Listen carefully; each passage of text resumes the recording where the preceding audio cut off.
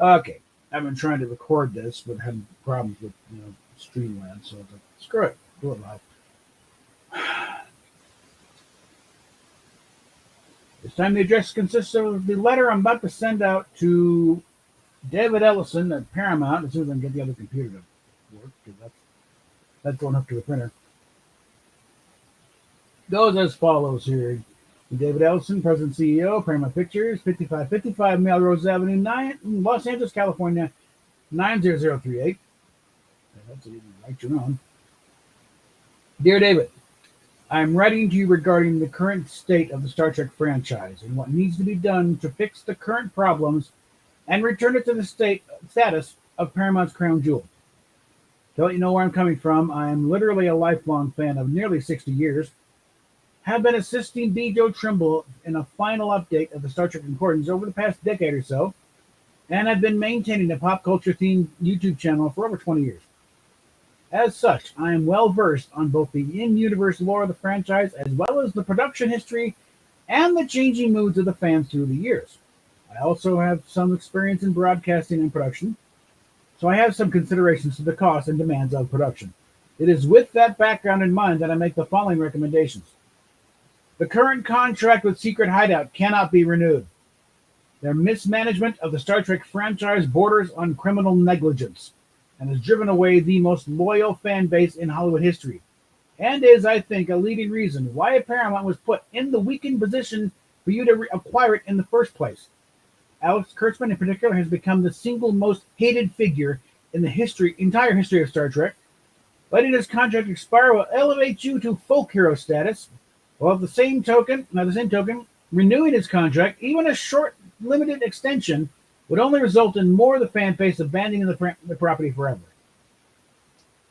In that, it would also be best for Paramount and Star Trek as a franchise to officially distance itself from the vast majority of Secret Hideout product. There are a few exceptions, mainly those few that Kurtzman did not have any real creative input, and generally put them in the same category as the J.J. Abrams films, Star Trek adjacent, but not real Star Trek.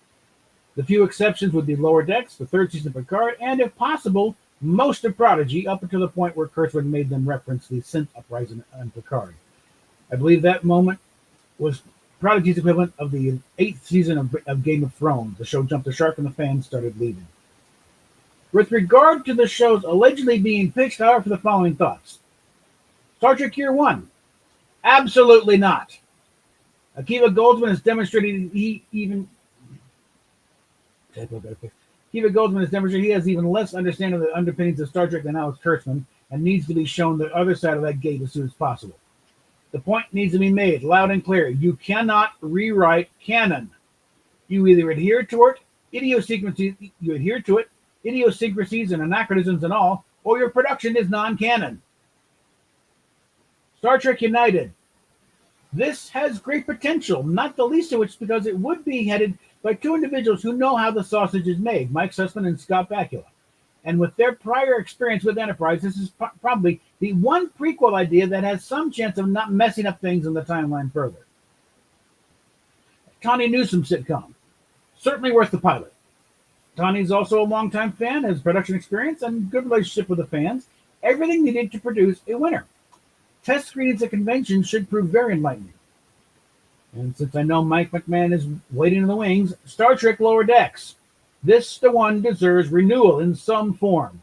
Given the nature of the show, it'd probably be the fastest one to get back into production. Star Trek Legacy. Long overdue, particularly given the fan response to its 10-hour pilot, Season 3 of Picard, as well as the ratings, the rewards. This should have been obvious, with the notable exception of Alex Kurtzman. No, yeah, I'd pick it up at Airshare. It's been obvious to everyone. Jerry Ryan has made it abundantly clear that she comes back for Legacy or she doesn't come back. And there are various Star Trek veterans, both in front of and behind the camera, and who have no connection to Secret Hideout, who can be coaxed back into returning. So it doesn't all have to hinge on Terry Matalas' availability.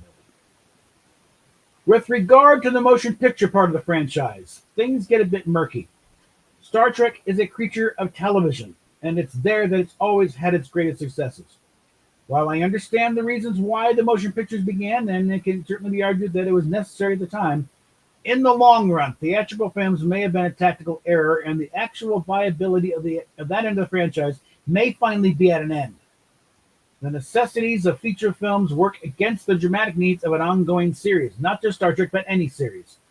A movie has to show us the most important event in the characters' lives, otherwise, why are we paying good money to watch it? But an ongoing series can't really do that unless the producers get stuck in an ever escalating series of bigger and higher, bigger spectacles, i.e., more and more expensive, less profitable, and increasingly exhausting for the audience, much like the J.J. Abrams movies have found themselves. It would probably be best overall to let the feature film part of the franchise just stay dormant, if not shut it down completely. Barring that, the motion pictures certainly need a rethink. Motion pictures should be an event, and the Star Trek films are no different. Quentin Tarantino's proposal comes to mind, something of a more singular nature, and not one more chapter to an increasingly chaotic storyline that we're charging admission to. The main mindset should be that a Star Trek feature is a bonus, not a main aspect. That was workable when the movies were the only new content being created. But the writing was on the wall when the original cast films were run at the same time as the Next Generation was in first run. Times have changed, so it's time to get off the treadmill. I don't think it's an exaggeration to state that the Star Trek franchise is in such a weakened state that the survival of the whole thing hinges on what you decide to do next regarding what it does next. I trust you'll give careful thought to whatever decision you make, and hopefully I've given you something to help in that decision. Yours sincerely, Ron P. And again, I gotta fix a few errors there when I get sent out. Because just as well having problems with the computer. But that's the way I see it. And again, Tachyon Pulse podcast just put a thing how Paramount is preparing an offer to Secret Hideout. But further information, they haven't actually made that offer yet. Secret Hideout has no input into it. It's going to be one of those, here's what we'll accept. And basically, it's like, no, continuing the same old thing is not an option. You take it this or bye. And they want to hit the ground running on this. But let's see how. Let's see if I can possibly catch Rob Burnett in a free moment.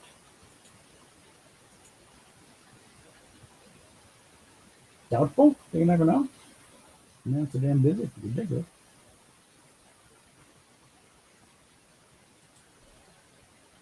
But I throw it open to questions and anything. On the personal front, my intestinal issues are finally getting sorted. I think I am allergic to Miralax. The really bad reaction started happening when I started trying that and getting cleared up. And now my hiccups are life-threatening.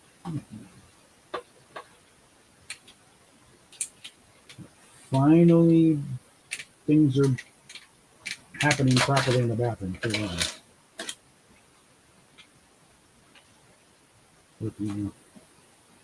So now it is a matter of working through the wreckage and recovering.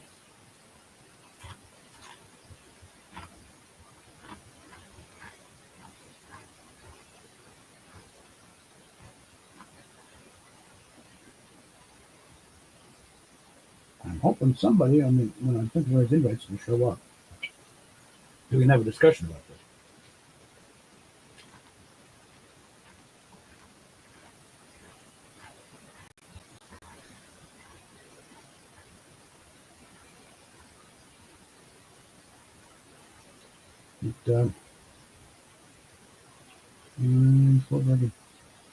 Let's see.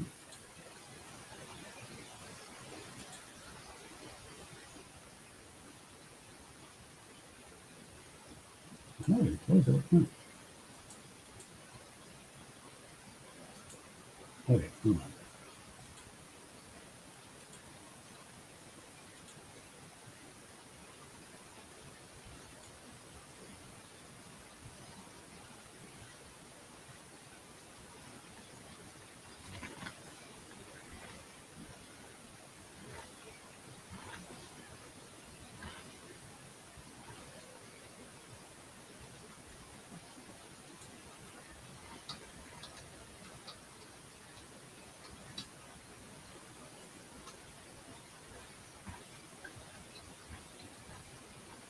Let's use errors here.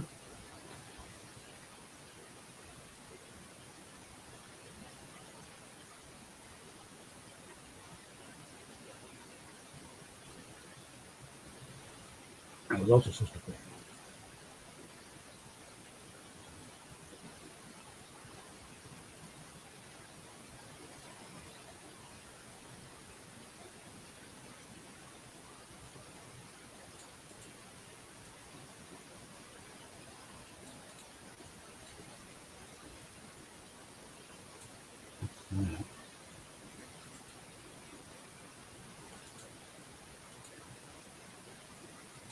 I mean, it's pretty simple to see.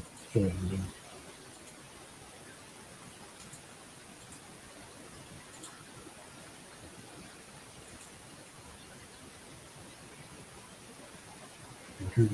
The thing I would do this sort of thing so that this isn't quite ready for error check yet. There's a typo in the address. Somehow put 5515. No, that's about 4 blocks over.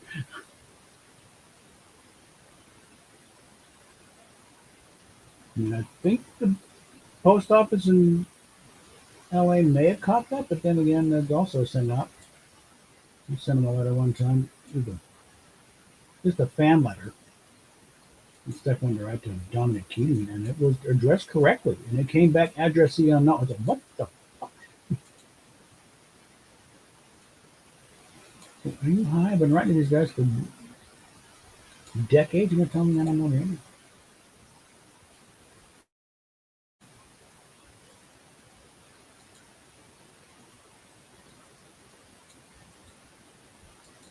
Hmm.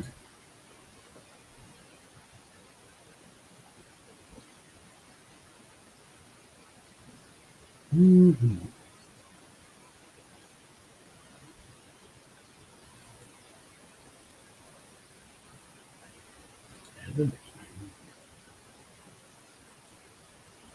Yeah.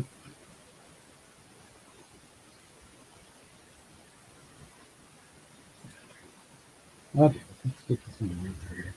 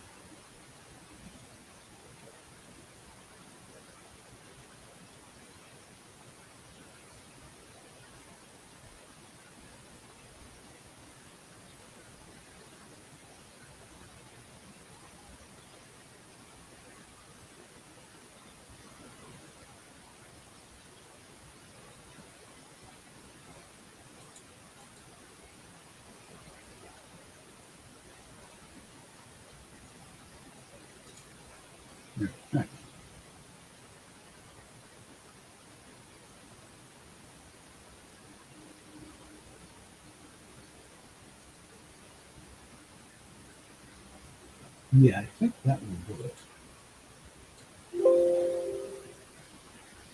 And I'll get to it. All right.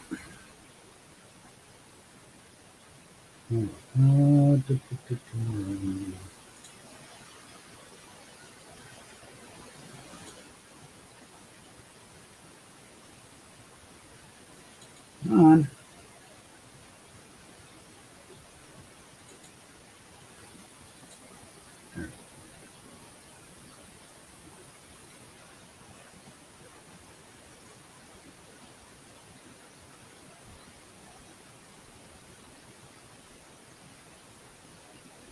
Whenever that is. Okay.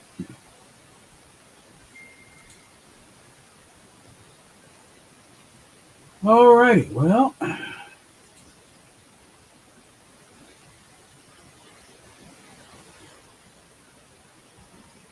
sure what else we're doing here this one.